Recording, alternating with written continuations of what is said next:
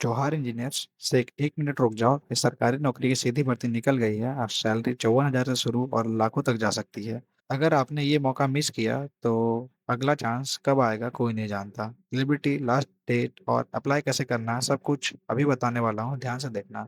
ये जो नोटिफिकेशन है ये Telangana public service commission Hyderabad की ओर से आई है। तो इसको देखकर कोई भी ऐसा ना समझे कि इसमें सिर्फ तेलंगाना स्टेट के बच्चे एलिजिबल है और अदर स्टेट एलिजिबल नहीं है। इसमें मैं बता दूं कि इसमें ऑल ओवर इंडिया के बच्चे जो हैं उसमें एलिजिबल है। यहाँ पे साफ साफ लिखा हुआ है he she is a citizen of India, वो इसमें एलिजिबल है। तो इस चीज का गलतफहमी आप सबसे पहले दूर कर लीजिएगा। इसमें जो ब्रांच एलिजिबल है वो असिस्टेंट एग्जीक्यूटिव इंजीनियर के लिए सिविल ब्रांच के बच्चे इसमें अप्लाई कर सकते हैं। साथ ही साथ आप इसमें अगर इलेक्ट्रिकल ब्रांच से हैं तो भी आप इसमें अप्लाई कर सकते हैं, या फिर अगर आप इसमें इन्वायरमेंट से भी हैं तो भी अप्लाई कर सकते हैं। इन्वायरमेंट के लिए क्या है कि जो ब्रांच का नाम है, कौन कौन सा ब्रांच इसमें एलिजिबल है, वो civil, mechanical, chemical, biotechnology, mining, environment engineering. अगर किसी भी ब्रांच से आप बी बीटेक किए हुए हैं तो आप इस ब्रांच के लिए एलिजिबल हैं। और इलेक्ट्रिकल में भी सेम इसी तरह अगर देखा जाए तो इलेक्ट्रिकल में अगर आप इलेक्ट्रिकल इलेक्ट्रॉनिक्स या फिर इलेक्ट्रिकल इंजीनियर से अगर बी बीटेक किए हैं तो आप इसमें एलिजिबल है। ये जो नोटिफिकेशन, ये तीन अलग अलग नोटिफिकेशन निकाला गया है।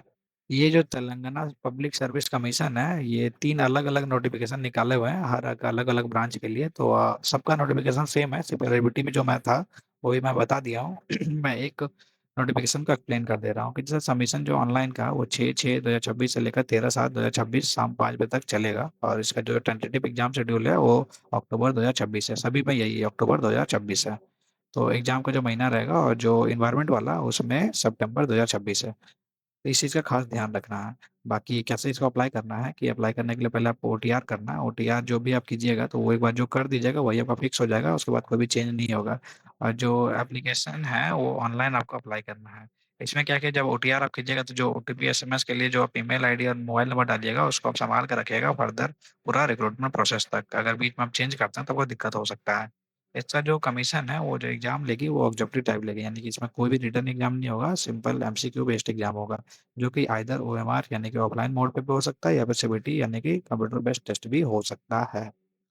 अब इसमें बोला गया है कि जैसे जो असिस्टेंट इंजीनियर एग्जीक्यूटिव सिविल के लिए है उसमें टोटल 222 वैकेंसी 18 से लेकर 44 साल तक के बच्चे इसमें एलिजिबल है। और जो आपका पे स्केल है वो 54,220 से लेकर 1,33,630 तक है। सिमिलरली अगर मैं इलेक्ट्रिकल का देखूँ तो इलेक्ट्रिकल में 49 वैकेंसी है 18 से 44 एज है आपका, और ये आपका पे स्केल है। इसी तरह अगर मैं इन्वायरमेंट वाला में देखूँ तो इन्वायरमेंट वाला में 19 वैकेंसी है और 18 से लेकर 44 इसमें एज है, और जो आपका पे स्केल है वो सेम है। तो जो भी ब्रांच में आप एलिजिबल है